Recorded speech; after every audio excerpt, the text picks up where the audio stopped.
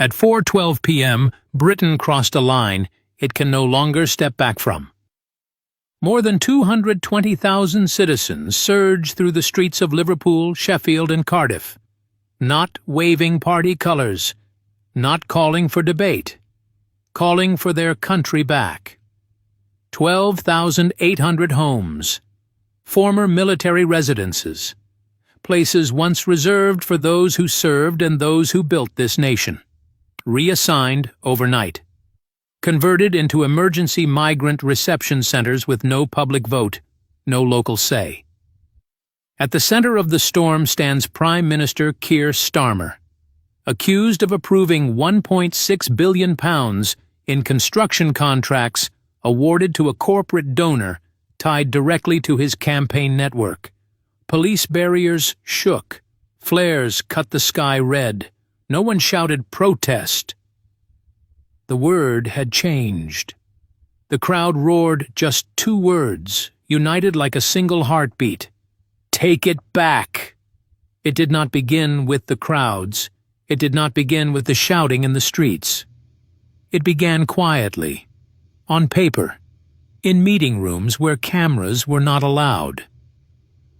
Back in 2022, a proposal appeared before Parliament. It was called the Safe Harbour Initiative, a program described as humanitarian relief, a promise to offer shelter to those arriving on British shores, seeking safety, seeking a new start. The language was warm, the speeches emotional. Many believed it, many supported it. But the documents behind the speeches told another story entirely. Inside parliamentary finance logs, 4 construction and redevelopment conglomerates appeared again and again. All 4 had direct financial ties to senior figures inside the Labour Party fundraising network. Donations disguised as community development contributions, sponsorships presented as regional outreach support. One company stood above the rest, Cromwell Urban Group. In 2024, Cromwell donated £1.4 million to a regional campaign effort backing Keir Starmer's national strategy team. 6 months later. Only 6. Cromwell was awarded exclusive conversion rights to more than a dozen former military housing sites, properties where soldiers once lived with their families, places built from grit, loyalty, and sacrifice, signed over with a pen stroke, reclassified as resettlement centers. No public consultation, no local referendum, not even a televised session in the Commons. What had been framed as compassion was now functioning as a commercial pipeline. Humanitarian language used as a mask for political returns. Profit wrapped in the vocabulary of mercy. And that is where the fracture began. Not with anger, but with realization. A nation can accept hardship. A nation can accept sacrifice. But it will not accept being lied to in the name of kindness. But the moment everything changed did not come from Parliament. It did not come from speeches, debates, or televised statements. It came in a small padded envelope, dropped through a newsroom mail slot in Leeds. No return address, no handwritten note, just a single USB drive. It was delivered to the Yorkshire Post, a regional paper. Not London, not Westminster. Somewhere the sender believed truth might still be printed without permission. Inside that drive were 132 internal emails. Emails between advisors, civil servants, and project coordinators. Discussions about timelines, budget adjustments, public messaging strategies, and whether the public needed to know. Alongside them were 47 contract invoices, payments routed through consultancy firms with no employees, shell companies registered to single rooms in industrial parks, transfers broken into fragments, amounts just small enough to avoid automatic review, And then, the most damning pieces of all, 5 meeting memos, each labeled with the same header. PM Direct, short, blunt, authoritative. The wording was unmistakable. Proceed. Authorize. Fast-track classification. Delay public briefing. Keep at committee level. Not recommendations, not suggestions, instructions. When the journalists verified the metadata, the timestamps aligned directly with key government announcements. The kind of alignment that cannot be explained away as coincidence. This was no accidental oversight, no bureaucratic miscommunication, no misunderstanding of policy intention. This was clearance from above. And the moment reporters confirmed it, the story did not stay on the page. It leapt from screens into lungs, into footsteps, into streets.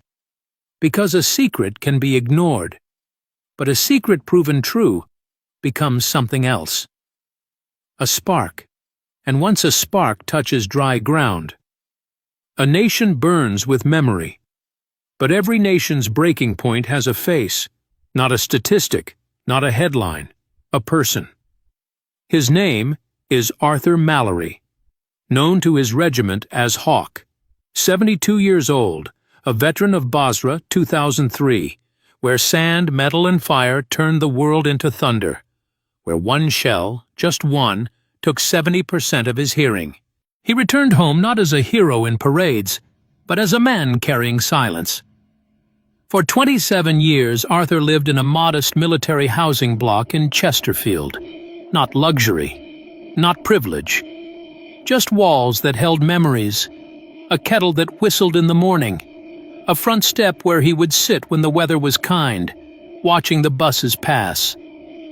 Last month, a letter arrived. Plain white, black print, government seal. Mandatory reallocation. Facility changing operational purpose. No apology, no conversation, no alternative offered.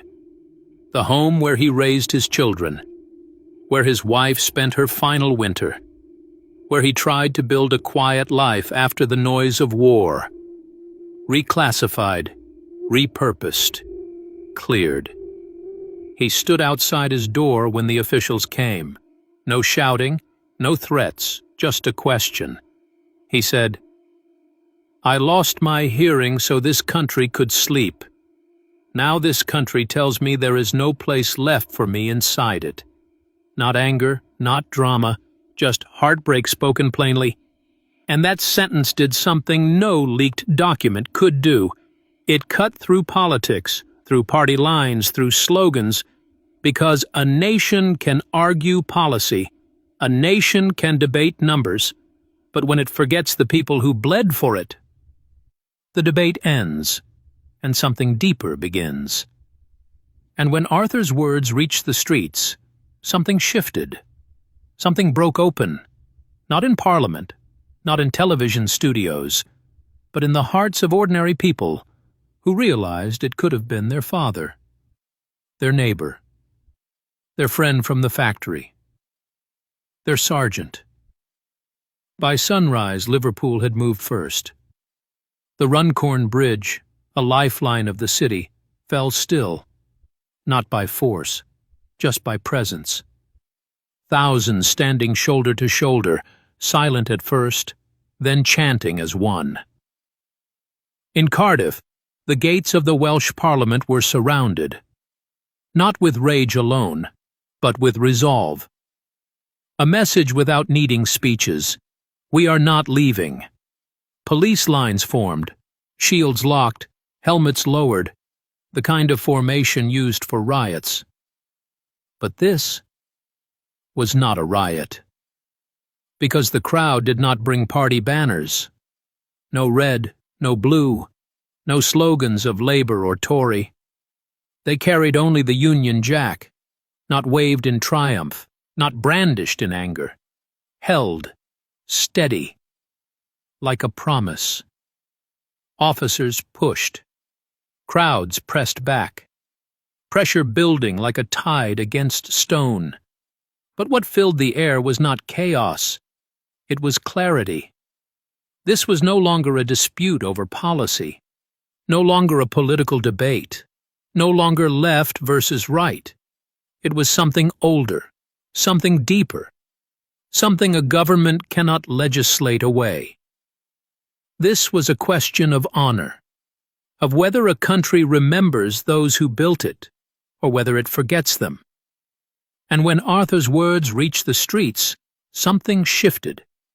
Something broke open. Not in Parliament, not in television studios, but in the hearts of ordinary people who realized it could have been their father, their neighbor, their friend from the factory, their sergeant. By sunrise, Liverpool had moved first.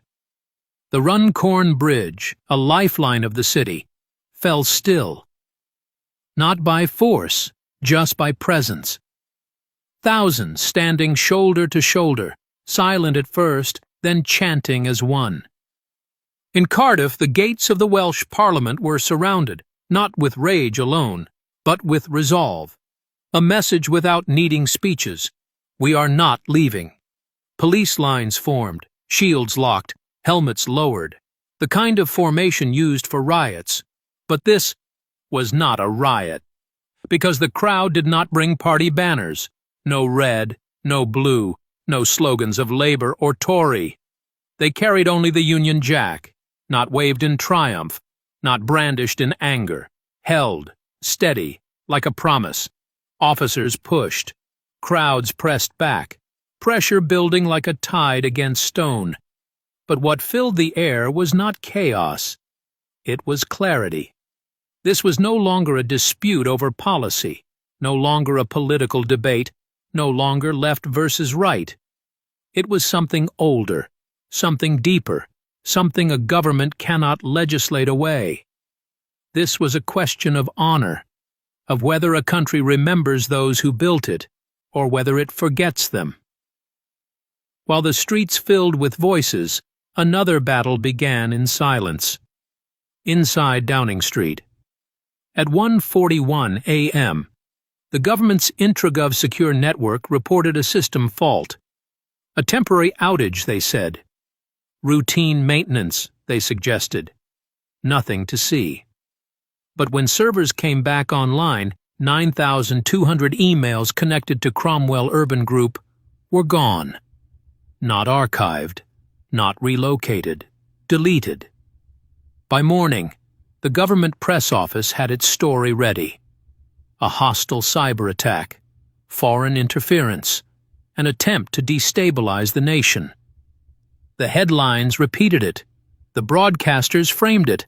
The talking points were distributed and rehearsed. But outside the cameras, specialists began tracing the metadata. Not partisan analysts, not activists, independent digital forensics. Their findings were simple and devastating. The deletion did not come from Moscow, not Beijing, not Tehran. It came from inside a workstation registered to the office of the cabinet minister. Not an attack from abroad, a keystroke from within. No confession was spoken, no statement released. But sometimes the truth does not need words. When evidence disappears, it tells its own story. When the evidence could no longer be hidden, the government turned to force. Not persuasion, not dialogue. Force. An emergency order was signed just before sunset. A ban on public gatherings after 8 p.m. in 6 major cities. Liverpool, Cardiff, Sheffield, Birmingham, Leeds, Bristol. Police vans moved before dawn, not into violent crowds, but into quiet neighborhoods, into cul-de-sacs, into terraces where organizers slept.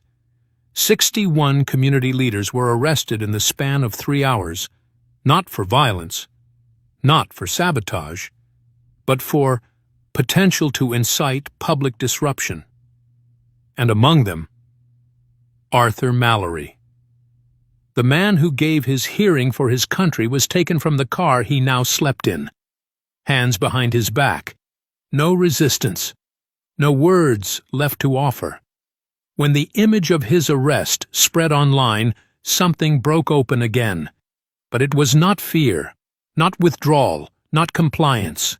It was rage, pure, shared, undirected no longer. What began as outrage became purpose. What began as protest became a reclaiming. The question was no longer, how did this happen? The question became, how do we take our country back? Inside the House of Commons, the tension was no longer hidden. The chamber was full, faces tight, eyes fixed. Nobody pretending anymore. The debate turned when a single name was spoken aloud: Cromwell Urban Group. The room shifted, not with noise, but with recognition. 12 MPs stood and walked out. No speeches, no announcements, just silent resignation. Minutes later, 2 cabinet ministers handed in their letters. Their exit was not dramatic. It was worse. It was deliberate.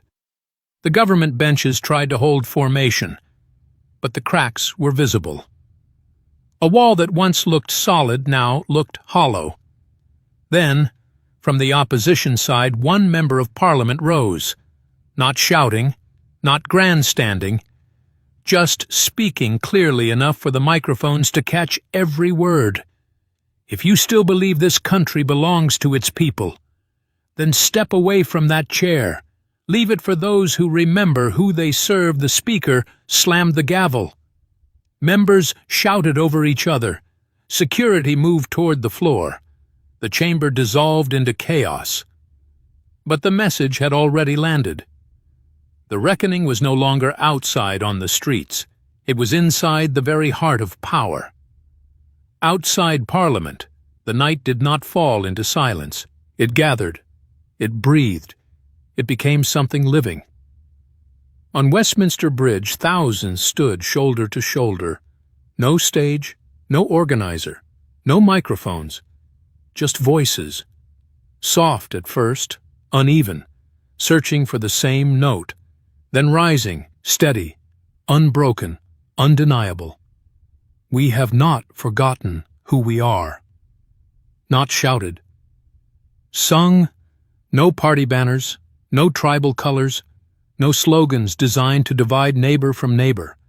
Only the Union Jack, held not like a weapon, but like a memory. There were no demands listed on cardboard, no speeches rehearsed for cameras, no leaders standing above the crowd. Because this was not a movement built around one person. It was a movement built around loss, around betrayal, around the realization that a country is not borders and buildings. It is people, bound by shared sacrifice and wounded by the same betrayal. In that moment, something ancient resurfaced, something older than Parliament, older than party lines, older than any government that comes or goes.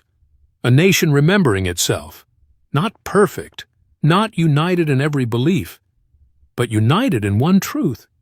We remember who we are. So where does this leave us tonight?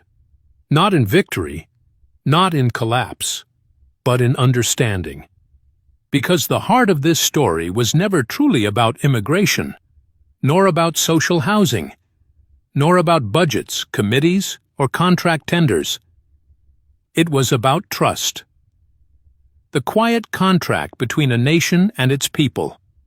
The belief that sacrifice is remembered, that loyalty is valued, that those who give something of themselves to their country will not be discarded when they are no longer useful to power.